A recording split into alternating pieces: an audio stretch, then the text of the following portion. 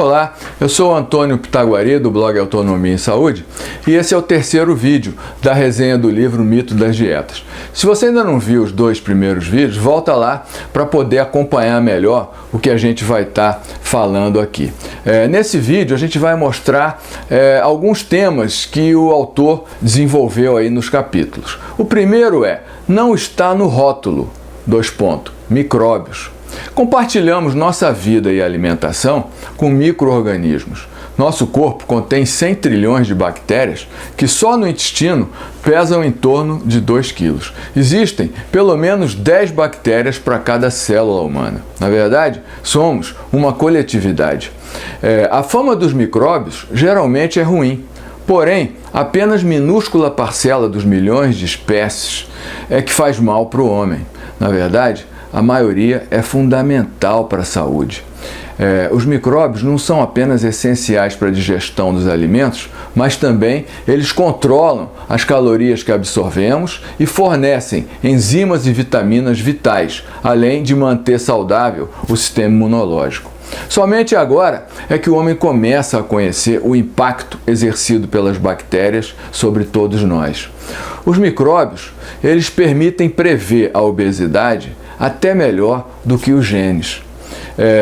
Mudanças recentes nos nossos minúsculos micróbios e na comunidade que chamamos de microbioma são provavelmente responsáveis, em grande parte, pela epidemia de obesidade, assim como suas consequências, por exemplo, diabetes, câncer e doenças cardíacas.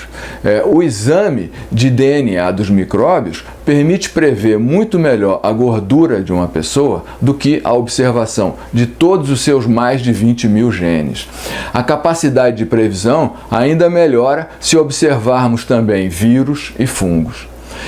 Algumas diferenças sutis entre os tipos de micróbios que hospedamos no intestino podem explicar as relações entre dieta e saúde. E por que os resultados das pesquisas sobre alimentos são tão discrepantes entre pessoas e populações? Por exemplo, as diferenças entre os micróbios explicam por que uma dieta de pouca gordura funciona para algumas pessoas, ao passo que uma de muita gordura pode ser excelente para outras pessoas e até mesmo perigosa para um possível terceiro grupo. Muito bem, o segundo ponto que a gente quer abordar são energia e calorias. Estamos acostumados a ouvir a recomendação de comer menos e se exercitar mais, porque assim a gente queima mais caloria e perde peso. O argumento de que as pessoas engordam porque comem mais calorias do que gastam, à primeira vista, é difícil de ser contestado. Mas a questão é que o foco nas leis básicas da termodinâmica, ou seja, a energia que entra precisa ser igual à que sai, acabou nos desviando de questões como e por que isso ocorre. Uma dieta de 2.000 calorias de fast food tem consequências muito diferentes das mesmas 2.000 calorias de cereais integrais, frutas e hortaliças. O padrão ouro para consumo de calorias propõe 2.100 calorias por dia para as mulheres, 2.600 calorias por dia para os homens, embora não se considerem idade, peso, altura e atividades realizadas. As necessidades de caloria variam conforme a composição física, a genética e o microbioma.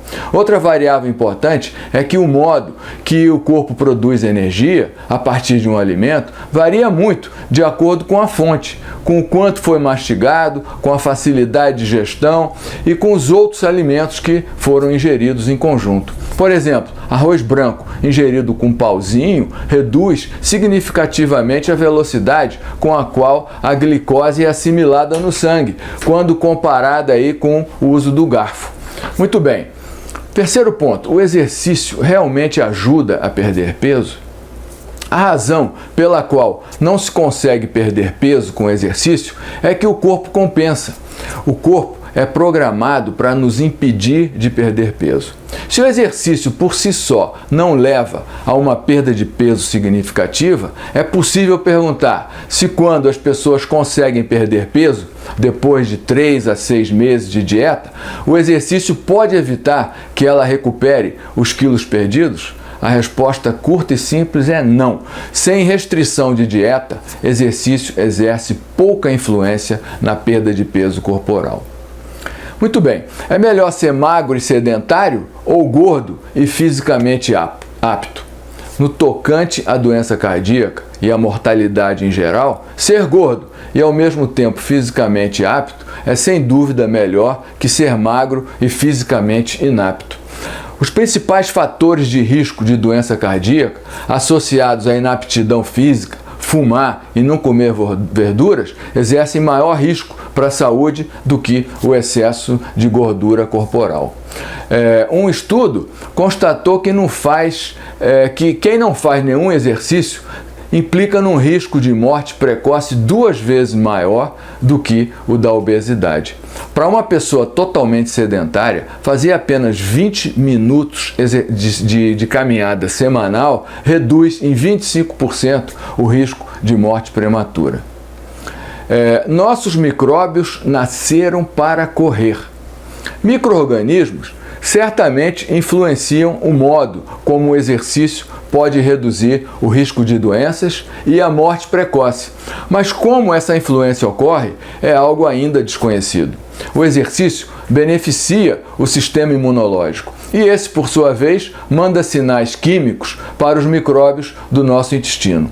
Ter o tipo certo de micróbios no intestino também nos faz correr ou nadar mais rápido, possivelmente devido às propriedades antioxidantes dos micro-organismos. Hoje, muitos nutricionistas estão avaliando o perfil dos micro-organismos de atletas de elite para otimizar suas dietas. Em um estudo com a seleção de rugby da Irlanda, os resultados mostraram que a diversidade da microbiota intestinal dos atletas era significativamente mais alta, melhor, do que os grupos de controle. Os atletas que consomem mais calorias têm mais marcadores inflamatórios e metabólicos mais saudáveis, além da maioria dos micróbios em maior número. Tanto a dieta quanto o exercício ampliam a diversidade microbial. Ponto seguinte, vitaminas. A epidemia de deficiência de vitamina D não resulta da falta de suplementação, mas de nutrição, de sol e de atividade física. A menos que você tenha uma doença que provoca deficiência ou uma necessidade específica, suplementos não ajudam, pior, prejudicam você e seus micro-organismos. Agora, se prepara que lá vem bomba, Spector, ele sugere ao leitor que retire do armário os suplementos de toda a família e que jogue tudo no lixo. Também devemos desconfiar da crescente quantidade de alimentos processados com adição de vitaminas.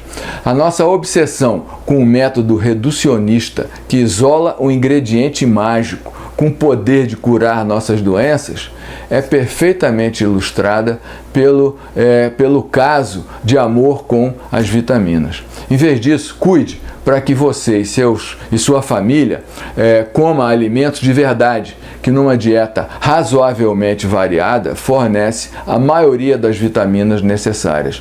Junto com seus micróbios saudáveis, vocês irão fabricar tudo o que você precisa naturalmente. O ponto seguinte é em relação aos antibióticos.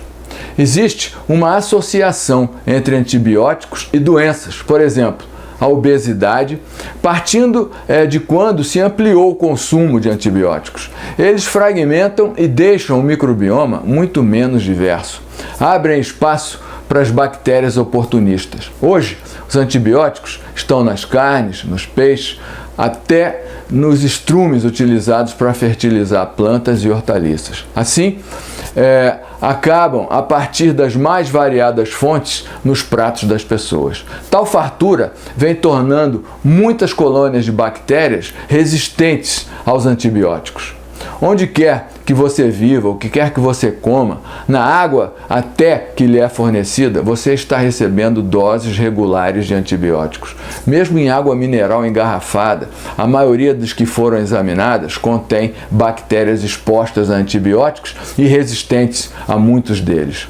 Mesmo doses subterapêuticas de antibióticos podem alterar significativamente a microbiota, resultando em muito mais espécies de Bacteroidetes, Prevotella e menos lactobacilos. O uso excessivo de antibióticos pode ser o fator que explica a atual epidemia de obesidade enraizada na infância. A nova geração vem sendo exposta a ainda mais antibióticos e tem um microbioma ainda mais empobrecido que o nosso. Probióticos são a cura? Fazem alguma diferença? Prebióticos são as partes dos alimentos que fertilizam os micróbios saudáveis. Embora nem todas as fibras sejam prebióticas, todos os prebióticos são, por definição, fibras digeríveis. Níveis de prebióticos refletem o conteúdo das fibras obtidas na dieta. Assim, a interação alimentos e micróbios ocorre via prebiótico. Já probiótico são micróbios selecionados na forma de alimentos fermentados ou suplementos que podem beneficiar a saúde do hospedeiro. Entre outros exemplos, podem ser citados iogurte, kefir, sauerkraut, miso, kimchi e kombucha. O crescimento da oferta de tais produtos faz surgir algumas combinações de pré e probióticos que são denominados simbióticos. Um outro nível são os optibióticos, ou seja, associação de um probiótico com propriedades especiais a um prebiótico selecionado para fertilizar esse micróbio, preferencialmente, e assim maximizar suas chances de desenvolvimento no hospedeiro. Todos temos micróbios intestinais muito diferentes. Assim, sem saber quais micróbios substituir, é impossível saber quais alimentos probióticos vão ou não funcionar para cada um. No futuro, talvez seja possível produzir probióticos sob medida para cada pessoa. Claro que para isso é preciso mapear o microbioma individual, e enquanto isso parece sensato comer alimentos ricos em prebióticos e que favoreçam os microbióticos como alcachofra, chicória, alho poró, aipo rábano e assim como alimentos fermentados e iogurtes. Também vamos falar de redefinição de higiene. Bebês super limpos e que vivem em lares ultra limpos são os que correm mais risco de desenvolver alergias e intolerâncias. A higiene excessiva leva a doenças alérgicas modernas. As pessoas criadas em condições sanitárias menos higiênicas, regularmente expostas a animais e infestações de vermes, nunca desenvolvem asma ou alergia a alimentos. A partir da década de 60, as crianças passaram a ser criadas em ambientes cada vez mais higiênicos, sem exposição a vermes, sujeira e uma variedade de doenças brandas que antes haviam servido para educar o sistema imunológico. Higiene é algo que devemos redefinir e com o que precisamos nos preocupar menos. Pessoal, é isso aí. Concluímos aqui o vídeo 3 sobre a resenha do livro Mito das Dietas. Te vejo no próximo vídeo. Grato pela atenção e vamos em frente. Valeu!